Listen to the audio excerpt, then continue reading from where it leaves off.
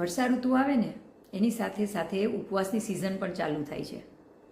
અત્યારે ઘણા બધા એવા તહેવારો આવશે કે જેમાં તમારે ઉપવાસ કરવાનો હોય છે અને આપણા ધાર્મિક રીતે પણ એમનું ખૂબ મહત્ત્વ બતાવવામાં આવેલું છે અને આરોગ્ય રીતે તો આ સર્વશ્રેષ્ઠ છે.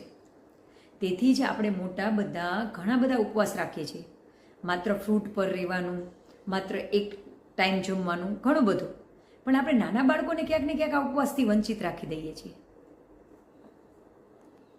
કારણ કે આપને લાગે છે કે બાળકો ભૂખ્યા નહીં રહી શકે, બાળકો બીજું કંઈ અલગ ખાઈ નહીં શકે. પણ એવું હોતું નથી. જો તમે તમારા બાળકને પ્રોપર સમજાવી અને ખવડાવશો ને તો એ પણ એક ઉપવાસ રાખી શકે છે. અને ઉપવાસ એટલે માત્ર ભૂખ્યું રહેવું નહીં. ઉપવાસ એટલે સ્વનિયંત્રણ રાખવું. અને સ્વનિયંત્રણ માત્ર શારીરિક રીતે નહીં, માનસિક રીતે પણ જરૂરી છે. તો આ વખતે તમે તમારા બાળકો સાથે ઘણા બધા અલગ અલગ ઉપવાસ કરી શકો છો.